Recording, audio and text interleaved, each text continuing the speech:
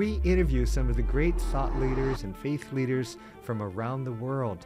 A retired four-star Admiral Paul Zukunft, the world's largest oil spill, and how you had to take care of that. I was captain of a ship out of Portsmouth, Virginia, and they wanted me to take my ship up to the Bering Sea in Alaska. How do you speak truth to power who probably don't have the courage to step up and say, boss, I just don't like the way I was treated? What were you thinking about putting a black man in charge of being a navigator? I never thought in my life I would ever see a white man stand up for a black man. 45 years later, I left. Hi everybody, aloha. This is Dan Chun, co-founder of Hawaiian Islands Ministries, also known as HIM or HIM. Hence, welcome to the HIM podcast, where we interview some of the great thought leaders and faith leaders from around the world that we might learn in our own lives how to apply it to our own personal lives, our leadership, in our business, in our home, in our education as a student. And so we are very fortunate to have with us today a retired four-star Admiral, Paul Zukunft. And we are so glad to have him with us. He's a wonderful follower of Christ, and he has so much to teach us today. So, Admiral Paul, welcome. Well, thank you, aloha. Dan. So glad you are with us. And wow, you're a really, really special guest. So just so our people know, you were the commandant of the Coast Guard, and the lay people may not know that that title goes to the very top person, the head of the entire Coast Guard for the world, for U.S. That's correct. And so that's all the water out there. And that means you not only helping people who are being need rescuing, but also you're protecting our shores from maybe drug trafficking and other things. So we're going to get into that a bit. But you were the commandant from 2014 to 2018. And so we're going to just start off with a little biography before I get into some of the amazing things like the world's largest oil spill and how you had to take care of that. So how did you enter into the service of the Coast Guard? And I mean, you went to the Coast Guard Academy, but what got you interested in military service or the Coast Guard specifically? Well, it all began with my acceptance letter to Dartmouth College. And my father, blue collar, family of five, one bathroom, 3 bedrooms, said, Paul, how are you going to pay your tuition to Dartmouth? And I had an appointment letter to the Coast Guard Academy. This was in 1973. My hair was probably somewhere down to here. Oh my gosh, you're a hippie. So I was actually, my nickname in high school was Jock, not French, but I lettered in 3 sports all 4 years, and I was an all-state pitcher. So the Coast Guard Academy was very interested of me coming to play baseball for them. So my hair is sheared off, and I said, okay, I'll try this out, and if I don't like it, maybe a year later I'll move on to something else. 45 years later, I left. 45 years. It was a good fit. It was a good fit for me. So you had the acceptance letter, therefore it was the Coast Guard, not the Naval Academy. You already were in. Wow, you left the Ivy League and you went into the Coast Guard. Amazing. Now, along the way, I'm sure you've had some great mentors. And so what were some of the nuggets of wisdom that you learned from your mentors that have stuck with you all these years? Yeah, there's one in particular. His name's Jim Loy. He was a former commandant of the Coast Guard as well. And I was captain of a ship out of Portsmouth, Virginia, and they wanted me to take my ship up to the Bering Sea in Alaska. That's a long way from Portsmouth, Virginia, because they wanted to see if the ship was seaworthy enough to weather the storms That's the other side of Alaska. Of the United States. So we go there, come back in one piece, and I have to brief Admiral Loy. He's the 3-star admiral at the time, and he's having a very heated conversation, which I'm out in the passageway listening to. And then it's a very apologetic conversation that he's having. And then finally he invites me in. I said, hey, Admiral, I couldn't help but overhear your conversation. And he goes, yeah, my first conversation was with the first Sea Lord of the Royal Navy. And he was admonishing the first Sea Lord. And then the second conversation was a member of one of our law enforcement detachments assigned to a Royal Navy ship to encounter drug operations.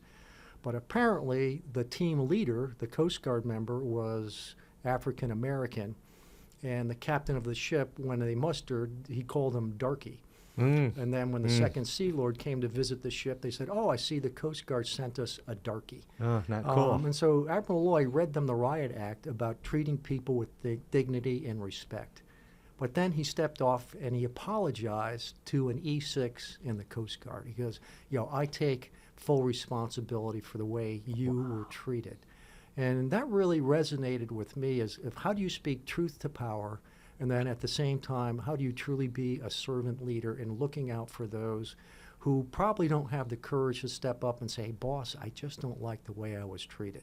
And they just have to accept the way it was. Yeah. So he was a stand-up kind of person. I said, wow, if I ever get to that level of responsibility, that's the way I want to lead. Right. And you're actually tearing up as you're telling that story. Yeah. I mean, it was so moving, and and that became a pathway and a guide for you of how to treat others, no matter Right. what rank they may be. Wow. Is there another wonderful vignette that comes to mind of a model of extreme best leadership? Yeah. Well, it probably goes back to my very first assignment, and when I was Ensign Z at the time, and I had a young upstart seaman in the Coast Guard, an E3, and he wants to be the navigator. They're called quartermasters on the ship. Bright, intelligent, and he worked for me, and I said, okay, you can break in and develop the skills to be a navigator. On his first watch, I'm called into the chief's mess, and they said, what were you thinking about putting a black man in charge of being a navigator? I said, he's the best qualified person on the ship.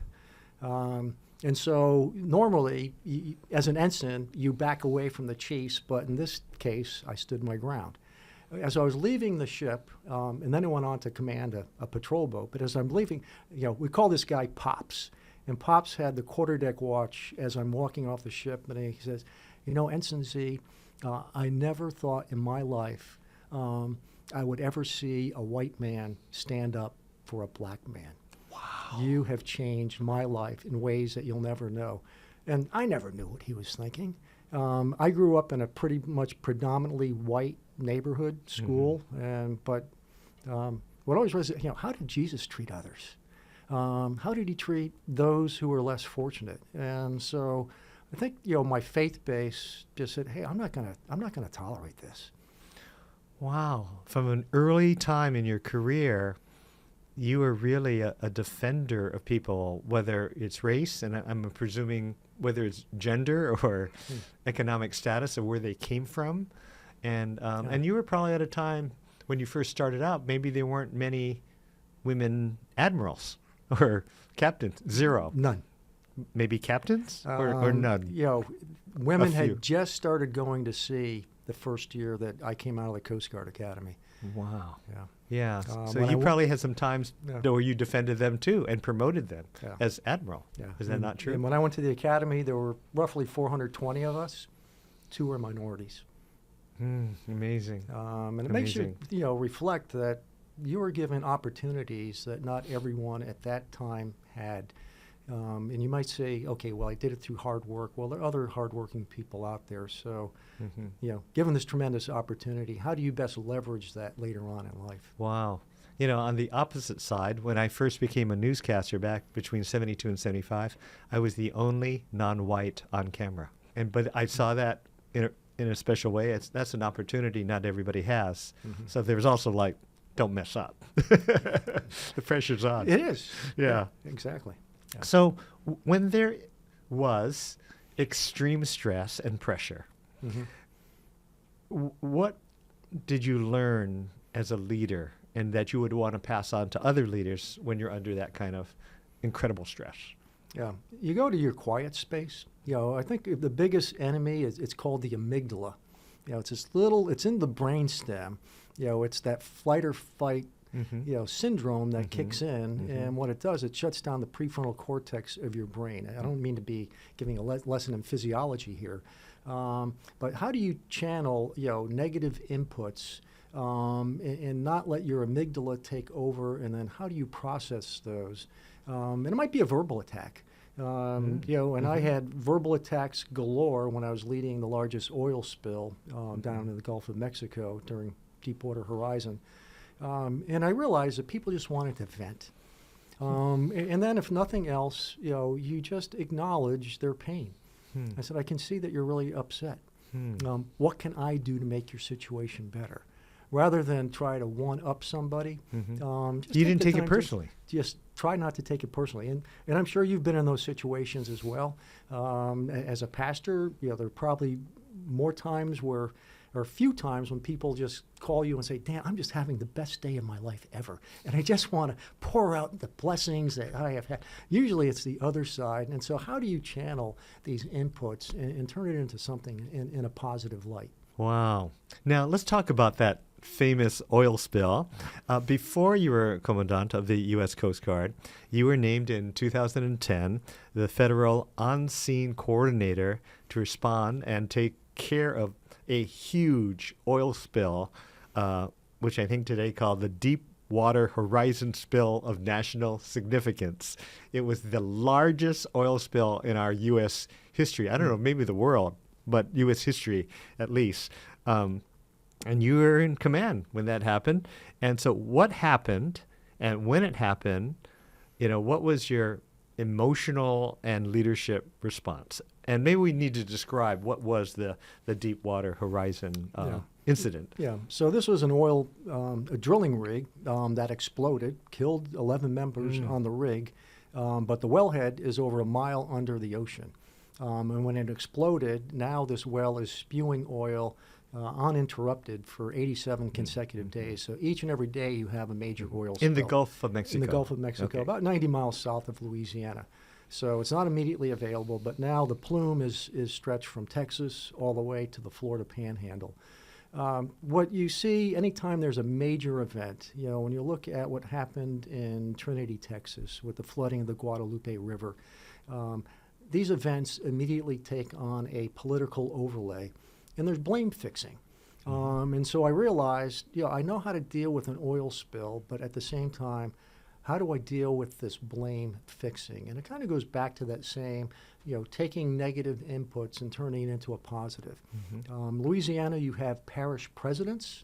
They're almost countries unto themselves that don't necessarily abide by whatever the governor has to say. So it's a unique governance system in Louisiana, and some of the most vocal.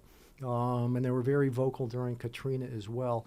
And these very same communities that were affected by Katrina are now affected by this oil spill, and including their way of life, especially those who live off the water. First thing I did was I assigned a senior Coast Guard officer to every parish president and every mayor, and said, let us know what we can do better. Is that like 10 or 20? I mean, how many parishes? Well, we dealt with over 30 parishes, plus every mayor across Mississippi, Alabama, and the Florida Panhandle. In Texas? Texas went about as far as, not quite as far as Houston. How about other countries? We dealt with Canada primarily because Canada was giving us a lot of support. Mexico was concerned that there would be a swirl and their waters would be impacted. I can't think of all the adjacent countries. What was happening before that, though, was each of these parishes would go to CNN News and then just badmouth what was happening. And are they blaming the Coast Guard? Or who? I mean, they can't blame the Coast Guard. It was an explosion. They'll blame whoever. Or the cleanup's not fast enough. And, I mean, it's 5 million barrels of oil, I think. That was just pumping out. Yeah. So the first thing we did, we set up a temporary flight restriction zone because they were flying over and then grading our homework. So I took Anderson Cooper, I took James Carville, I took many of these parish presidents. I took, we had Senate delegations, Congress coming in almost weekly to grade our homework as well. So, hey, hop in a helicopter with me. Let me show you what's happening. Once we touch down, you have an open mic. Say what you want to say. But make sure there's a Coast Guard helicopter in the background. I didn't say that, but we set up the imagery, if you will, to let them know that, hey, we're on top of this. And they would come back, and it completely changed the narrative. They didn't realize how complicated it was. They didn't realize how hard these people are working, extreme heat. And so at the end of the day, we got out of the blame game, and we got into the fix this oil spill game. And so it's just a study in humanity. Not so much in an oil spill, but how do you deal with human dynamics, and especially in a crisis, emotions usually take over, and not with sound reasoning. And a lot of it is just taking the time to listen. We held numerous town halls as well. So we were being fully transparent in what was happening, including video from a mile underwater of showing this oil coming out. That's transparency. So we couldn't get any more transparent, and then people were having PTSD from watching this video of the oil still coming out. Make the oil stop. And I said, well, we're doing everything we can to capture it before it comes ashore. Were they actually blaming the Coast Guard for the oil pumping out? Because it wasn't a Coast Guard facility. No, it was really... was that a private company? Yeah, it was British Petroleum. Oh, that's and, right. BP. And so, the CEO of British Petroleum, about a week in, this was really going south fast. And he made the comment, I just want my life back. Probably the most poorly chosen statement to make. And a week later, all along the I-10 corridor, there's these lawyers, saying, file your claim now to get compensation from BP. This ended up costing over $25 billion. To BP? To BP. Yeah, but also the government time. You're cleaning up the oil and all that. Mm-hmm. Oh, man, that's amazing. Yeah.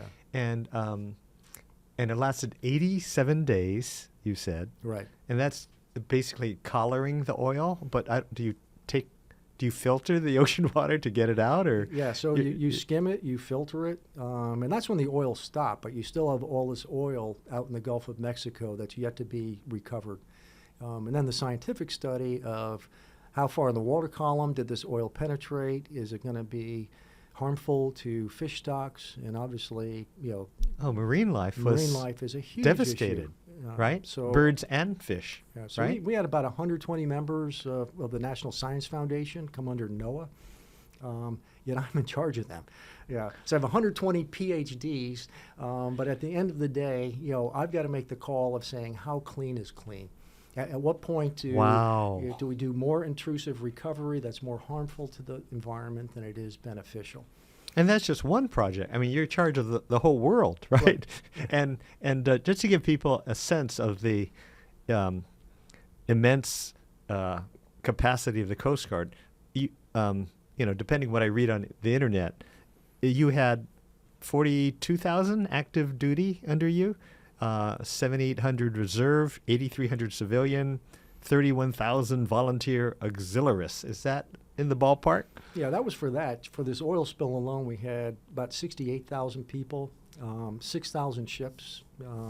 Any day we had 120 aircraft in the air. And golly, and that was all under you. No one died.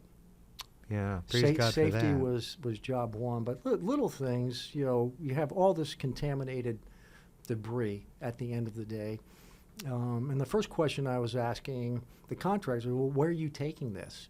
And they were bringing it to underserved communities. I said, no, this could be recycled, or it could be used for energy generation, but don't put it in a landfill in an underserved community.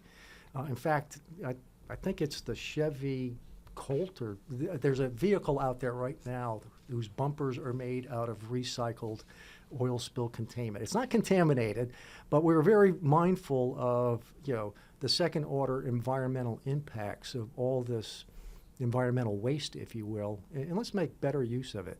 Be better stewards of the environment. So what was the impact to, let's say, marine life, and how long did it take, in your opinion, for it to recover?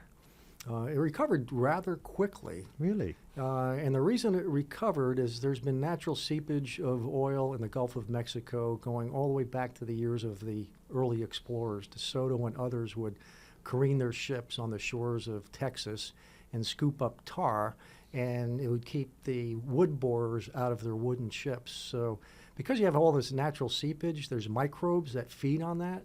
And the microbes removed probably more oil than we could remove mechanically because there's so much microbial activity. Really? I learned a lot. It was all about the microbes. And so a year Let's later, hear it for the microbes. Fisheries recovered. The beaches were, especially along Gulf shores and Pensacola, pristine white sand. Those are all man-made beaches to begin with. But we had a contractor go down 5 feet deep and scour every speck of sand. Those beaches had never been more pristine, probably, since they were first made. So we left it better than we found it. Now, especially when you were the 4-star after this, you had access to a lot of intel. And so globally, how concerned were you for the environment globally? And you got great intel on oceans, marine life, the atmosphere. What is your concern today as you've had access to all of this? Yeah. Well, I took or even the polar, the Arctic. Sure. Is it melting? Is it not melting? So I'll start with what's happening in the higher latitudes, because the temperature change there is much more rapid than it is in the middle latitudes. So in 2017, I have the luxury of, we have a Gulf Stream at our disposal. I call it the time machine, and we would often take members of Congress to see our world, so to say. And so I took Angus King. He's an independent out of Maine. And we went up to the Jakobshavn Glacier, which is on the northeast coast of Greenland. And what's called Disco Bay used to be covered with ice year-round. And we were up there in, I think, October time frame, and it's open water. And we met with the Inuit elders, and I said, what's happening here? And they said, it's climate change. And then we went up to the glacier, and the glacier has retreated 25 miles in the last 10 years, which is moving at warp speed for a glacier. It's the same glacier that calved the iceberg that Titanic hit years ago. So when you same glacier, you said? The same glacier, the Jakobshavn Glacier. Amazing. Yeah. Okay. So, so climate is changing, but then as that's changing, I noticed, when I met with our counterparts from Denmark, they said, oh, by the way, China wants to build an airstrip up here. And I said, in Greenland? In Greenland. Uh-oh. And I said, don't do it. Whatever you do not do it, because as the ice retreats and land is exposed, there's rare earth metals that can be exploited. And so now you're looking at, one is an environmental, but then the other is a global security matter as well. And so the good news is China did not build that, but there's now language of the U.S. should get more involved in Greenland. I won't go any further than that. But when you go up to those high latitudes, I did the same thing up in what used to be called Barrow, Alaska, and it's now called Ukavik. It's the northernmost settlement in the United States. And they dig these ice cellars through the permafrost, and water is starting to collect in there because the permafrost is starting to melt. And there's an island. This is above Canada or in the United States? This is the northern coast of Alaska, far northern coast. And now there are villages that, because of loss of permafrost and less ice, the ice acts as a natural barrier during winter storms, and now they're exposed, and these homes are literally washing into the ocean. They're going to have to relocate. Did the same thing out in Micronesia, visited with them. And they're losing their fresh water because of saltwater intrusion. They're only 2 or 3 feet above sea level. In fact, one of these Pacific Island nations have established 80,000 square acres in Fiji to reestablish their sovereignty when they get washed off the face of the earth. So it's happening. I'm looking at the consequence. There's a lot of tension over who caused this. It is happening. Yeah. There's no denying. Like the oil spill, do we have to work about blame? We just know it's happening. But it must be frustrating for you when you hear people say there's no climate change. Yeah. Because you have had, unlike most people, first-hand knowledge, experience, witnessing of, let's say, melting of glaciers. Yeah. So I worked with some of the top renowned scientists, Bob Carell, who's a good friend of mine, and so they've done all this carbon temperature modeling going back thousands and thousands of years. And so when you look at when you have high concentrations of carbon dioxide, you also have higher temperatures, and you also have sea level. They're all directly proportional to one another. Right now, the concentration of carbon dioxide in our atmosphere is at the highest point ever in the last 20,000+ years.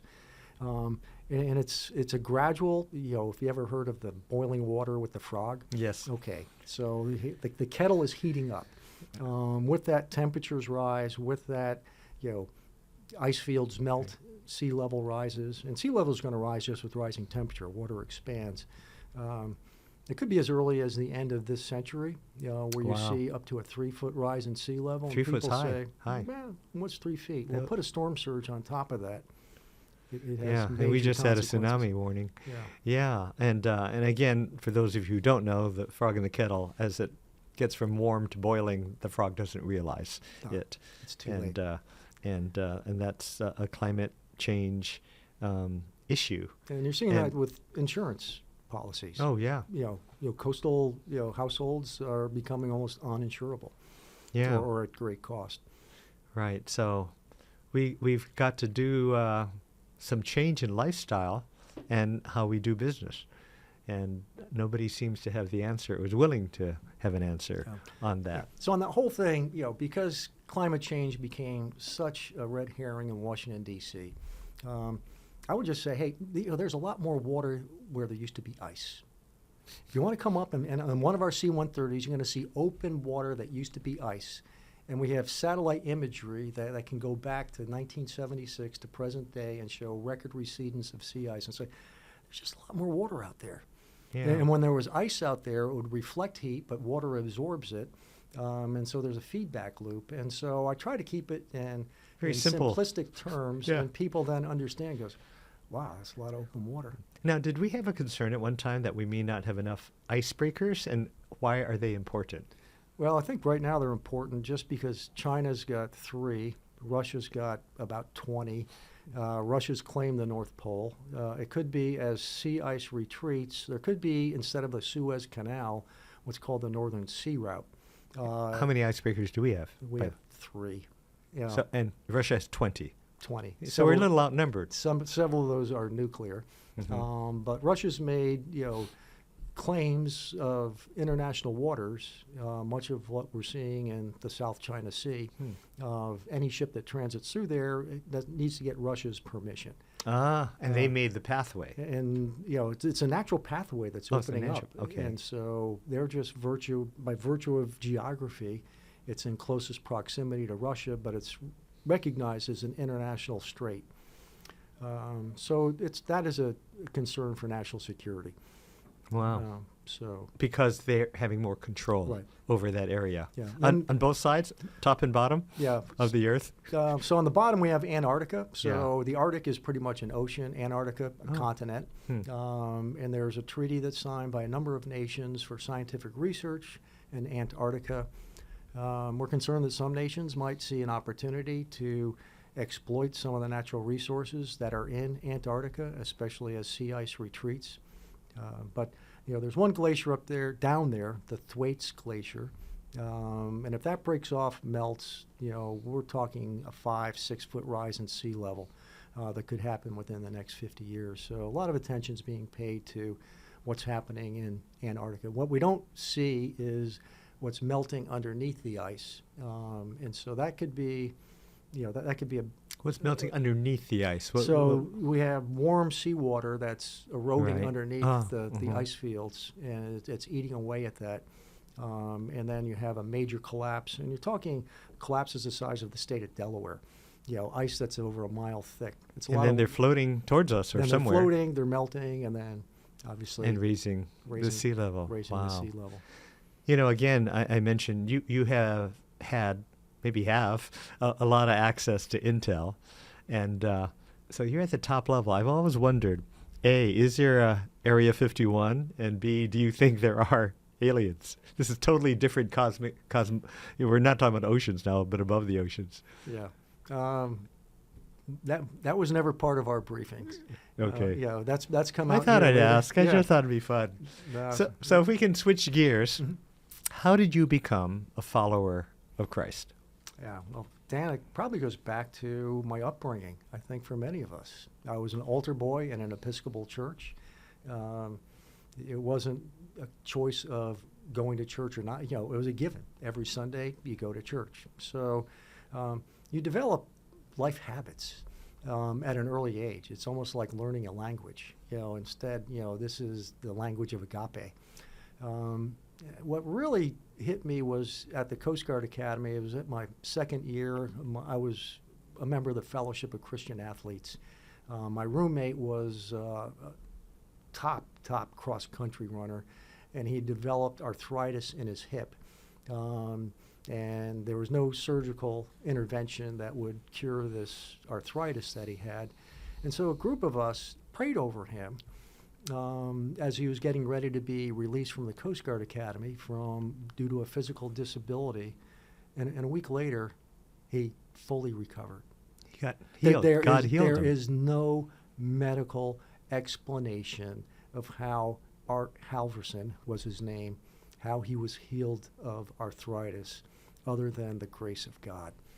And to me, if you're ever a skeptic, that eliminated all skepticism in my life. I said, God is real.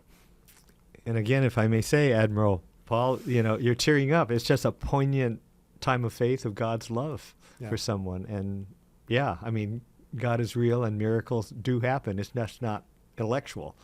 Right. Yeah. Amazing. So how did your faith play into, in your leadership style and your vision? Yeah.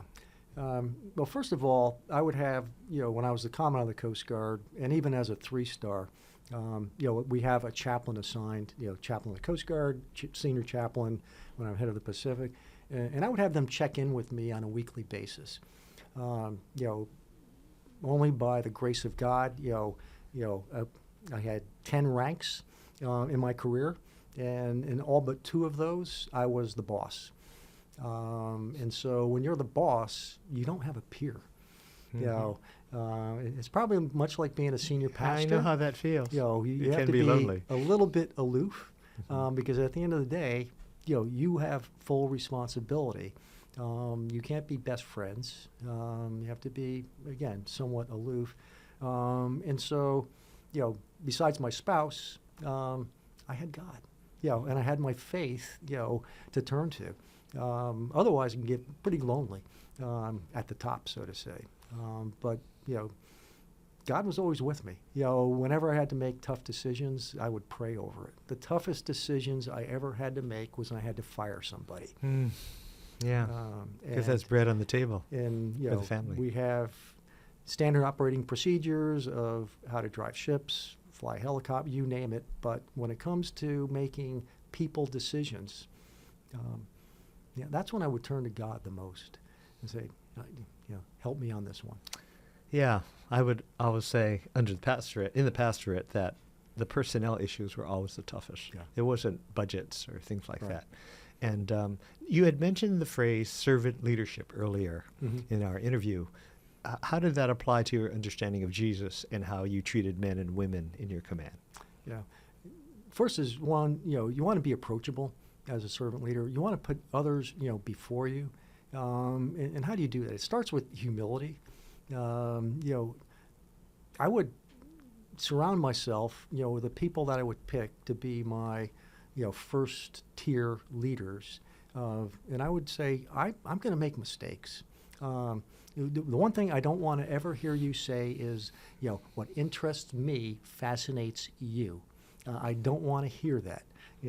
I want you to tell me what I'm doing wrong. I want you to hold me accountable. I'll hold you accountable, but I'm here to say that there's only one person who is ever perfect. Hard for an officer below you, though, to hold you accountable, right? And so I would give a speech, and they say, well, you mispronounced this. I said, I didn't realize that. Or maybe I overlooked something. Maybe, it could come in, multiple areas, but I think in some of the budgetary decisions of, what do we cut, what do we not cut? And in this case, someone said, well, hey, we'll just cut payroll. I said, that's the last place I'm going to cut. Wow. I said, I will lay up ships and planes because Congress will then give me, a supplemental budget to keep us operating. But they're never going to bail us out as soon as we start bailing out on our people. Right. And so that was a line in the sand that I would not let anybody cross. But it just, if it was perceived that I was having a bad day, because when you're the boss, you're not allowed bad days. You can have a bad day when you close the door and scream at the top of your lungs, but you can't do it in front of people. You can't let anger get the better part of you. Anger's a poison. You know, I think people say, you know, anger is like drinking a poison so it'll hurt somebody else. You know, so to try to avoid that. So if people could sense that I was getting agitated, I say, hey, you know, step in and say, hey, you know, you might Take wanna a step back. Take a step back. Yeah, that's interesting because in seminary we learned, yes, you will get angry, but you can never unleash it on a congregation. But I think servant leadership, it really comes down to putting your junior-most people first and foremost. You know, when people would, you know, you get these citations and they say, oh, you know, look at me, I saved so many lives. I didn't do any of that. Yeah, I was in charge of it, but, you know, it's the people at the deck plate level that It was are the doing team. the team. So whenever one of our team members would do something extraordinary, I would call them on the phone. You know, I'd call somebody in, you know, on the Ohio River that on a Sunday afternoon jumped in the water to save 4 ladies who were on a pier that collapsed, pulled them out, saved their lives, and I call him, and he's in his Sunday best clothes. And I said, hey, I noticed you. He said, well, I did what anyone else would do. I said, well, how come you were the only one that went in the water? But first he said, when I said, hey, this is the Commandant of the Coast Guard, he goes, yeah, right, and I'm Santa Claus. I said, no, this is really me, because you're just on the phone. Oh my gosh, is this really the Admiral? And, you know, The Commandant. it's not voice of God, believe me. Yeah, It's not. but how great that you would take the time to make a personal phone call and say, attaboy, attagirl, Right, for doing that. And Right. they just can't believe it's the boss, yeah. the boss. Yeah. Well, and then, you know, we would put it out there on social media. Yeah, and say, praise, So it's oh, not not just praise God, but one-on-one, thank him for you know, him. people say, wow, the boss is paying attention to what we're doing out here. Yeah, amazing, Yeah. amazing. To switch a bit from the professional to the personal, Yeah. and the personal does affect the professional, Yeah. but you had a personal family tragedy. Oh, yeah, yeah. How did your faith help you in that, and what happened? Yeah. So I had just taken over the Pacific Theater in 2012. So, yeah, I'm in charge of 75 million square miles, and I'm not even a month in the job. I get a call from my daughter, and it says, Dad, Jared's dead. Jared was my 26-year-old son who was found deceased on the side of the road. Devastated, absolutely devastated. So sorry. Flew out to Alabama. I presided at his memorial service, you know, gave the eulogy, and my staff didn't know what to say. They said, he must be hurt really bad. And so finally I just gathered, I know where I stand with my faith. I know my son is in a better place. I've loved him. I love him dearly. I love him to this day. But I will get beyond this point because of my faith in Jesus Christ. And normally we don't proselytize, and this was just, you know, to see what makes the boss tick. Every time we would lose a service member, not just in that job, but as Commandant on the Coast Guard, I would call the spouse, the mom, the dad, whoever, before the chaplain even had a chance to knock on their door, and said, hey, my name is Paul, I'm the Commandant of the Coast Guard, and I know you've lost your son, your daughter, we grieve with you. And they would say, you have no idea what we're going through. And I said, well, I do.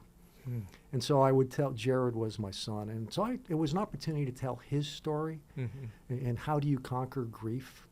How do you let God in when tragedy strikes? And keep your faith at the forefront. Don't lose your faith over this. We don't know why these things happen, but they do. But rest assured, you're not alone. You know, and I'm at your side with this as well. So it was an opportunity to turn a tragedy to help comfort others dealing with tragedy at the same time. But that's amazing that during a very obviously sad, tragic time, you could still comfort others or give them perspective on what's happening, even though, you know, you're just gutted by what has happened, but you pulled your staff together and then, not that you didn't have it before, but you have great empathy for those who've lost their loved ones, and you personally, as a commandant, would make a phone call to them, and then share a bit about. I know some of which, not everything, but some of which you're going through. Right. Wow. Yeah. Even for suicides, We used to not acknowledge suicide, Mm-hmm. and at least in Mhm. the Coast Guard. It was Mhm. like, okay, someone failed. Yeah, and I would make those phone calls as well. Mhm. A personalized letter on top of that as well. Mhm. Um, there's a disease that caused people to make a Yeah. permanent decision over a temporary problem. And I kind of would Yeah. put it in those terms and Mhm. say, hey, you're not alone. You're not suffering. We tried to stay one step ahead of suicides, but they still happen. Mhm. In some of our most vulnerable people that have been victimized, people with addictions, people dealing with depression. Mhm. And the military, is not very tolerant of people that have depression, that have addictions. It's usually an invitation to leave the service. And so people will mask it and then decide, okay, I know how I'm going to resolve this. Mhm. Again, a permanent solution to a temporary problem. And that's phenomenal that you are trying to be more open about people's mental health issues, right? If somebody has a broken leg or suffering from cancer, oh, we understand it. But if it's depression, it's like, oh, well, what is that about, And we don't respond as quickly or empathetically to that. Yeah, and a cohort of mine, I won't mention his name, but he was a member of the Joint Chiefs, and he suffered from PTSD Mm-hmm. from his time in Iraq. And he was very transparent. He said, I'm in counseling. I'm in therapy right now because I have PTSD. Mm. You're not alone. This is a 4-star general. But isn't that great? He just says it. Right. Wow. Yeah. Amazing. Yeah. Amazing. So the Coast Guard, many people think the Coast Guard's only about saving people, their ship is overturned and all that. But the Coast Guard does a lot more than that, including protecting our coastline from organized crime or drug traffic. I mean, can you give us an expanse of all that Coast Guard does? Yeah. So the Coast Guard actually has over 60 treaties with other countries that allow us to take enforcement action. It could be drugs, it could be human trafficking, it could be nuclear weapons of mass destruction that authorize the Coast Guard to enter their territorial waters and take enforcement action against what the intelligence community informs us of. Hey, there is a bad actor, and right now it is right off the coast of, I'll just say, Colombia. Mm-hmm. We can go 2 miles off the coast of Colombia, use up to deadly force to apprehend a bad actor. People say, well, that's righteous of us. Well, can you imagine you're at Waikiki and a Chinese gunboat or any other nation comes in with guns smoking and seizes a fisherman of perhaps U.S. nationality, and we would say this is an outrage. But there's over 60 countries that say we don't have a Coast Guard, we don't have the authorities, we don't have the skills to do what you do, but we trust that you're not going to do it in a heavy-handed way. You'll do it in a humanitarian way. You'll keep us informed. And when we take on these actions, we then work with the sovereign state and say, okay, we've got the bad guys. Do you want to prosecute, or do you want us to prosecute back in the United States? So we're literally all over the world. People just Wow. think, you have to It's be... just not near America. No, you have to be over 6 feet tall in the Coast Guard because you never get in water over 6 feet deep. I've never heard that. No, that's never not heard the case. that. But no, we have ships right now in the East China Sea. Yeah. There was an incident just yesterday with the Philippine ship and China warship, China Coast Guard. But the Coast Guard's over, our U.S. Coast Guard is over there as well. And that's why it must be frustrating for you. Many people don't even know the Coast Guard's one of the armed forces services. And so but it does so much out there. So maybe this will be a recruitment podcast for those who want to do that. Yeah. To end a little bit on faith, before I have some fun questions to ask you, if someone to ask you, why should I become a follower of Christ? Is he real? I mean, what would you say? Yeah, I kind of compare it to, and I've encountered boats capsizing, people in the water. I mean, they're struggling for their last breath of life. Well, if you're in that very same, you're barely getting by. That life ring is in the shape of a cross. Mm-hmm. there is no guarantee that you're going to live this life of tranquility, from birth to whenever the end of the road encounters you. And so there will be a time, and you need to prepare the way. And there is no better policy right now than to put your faith in Jesus Christ.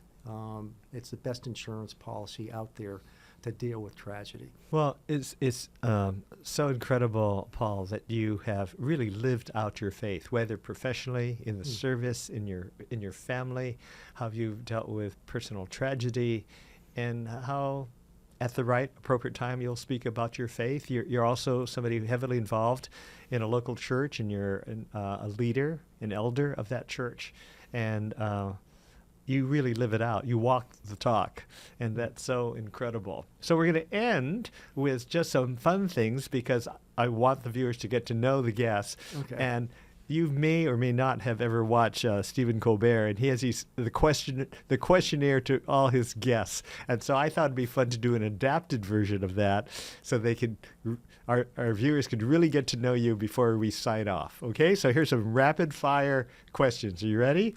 Shoot. Okay. Best sandwich. Best sandwich. Cafe Maspero in New Orleans. And what is that composed of? Yeah, it's a pastrami sandwich that they must lose money on this sandwich. But it's the Cafe Maspero pastrami sandwich. And they lose so much money because there's so much in There's it. so much in it, yes. I defy anyone to eat a full Cafe Maspero. You usually just get a half. That's incredible. Okay, what's one thing that you own that you really should throw out? A bicycle. If my wife had her way, I bought a bicycle 6 years ago. It has 83,000 miles on it. So obviously I'm spending too much time on a bicycle and not enough time with my wife. Wait, this is a stationary? This is a road bicycle. Oh, okay, road bike. Okay. I cycled 60 miles before I came here. Oh my God! And you've walked the what is called the way? Oh yeah, we did the Way of St. Francis, Camino de Santiago, and we also did the West Highlands of Scotland in the last 3 years. Wow, you're amazing. You're amazing. Okay, what is the scariest animal? Scariest animal, a cone snail. A cone snail. Why is that so terrifying? That means it's a snail. It's a snail. It's cute. It's beautiful, but it's very venomous. Amazing. What country is that in? Australia. Okay, good to know. I won't eat that. Apples or oranges? Apples. Pineapple or mango? Mango. Have you ever asked someone for their autograph? Yes. As a child or as an adult? Yes. And who was that? Stevie Nicks. Stevie Nicks, Fleetwood Mac people, if you're a little younger than Paul and I. Favorite book of the Bible? 1 Corinthians. Nice. Favorite action movie? Yeah, so we're watching the Marvel series right now, and they're all pretty amazing. This guy Ryan Reynolds in Deadpool, I think. Yeah. It's pretty captivating. Okay. Interesting montage at the beginning. Favorite smell? Favorite smell, lavender. Favorite pizza? Sally's Pizza in New Haven, Connecticut. Pizza capital of the world. What makes it different? It's the best pizza. More ever. cheese or what? More pepperoni? The sauce, the cheese, the toppings, everything. What city again? New Haven, Connecticut. New Haven, Connecticut. Where Pepe's, Yale and Sally's are the two renowned pizzerias. All right. Favorite exercise? Favorite exercise. And you're such a jock. Which one is it going to be? Phew, boy, I've done them all. Right now it's probably cycling. Flat or sparkling? Sparkling. Most used app on your phone? ChatGPT. Ah. You get one song to listen to the rest of your life, for the rest of your life. What is it? I Believe in Angels by ABBA. By ABBA. Yeah. Okay.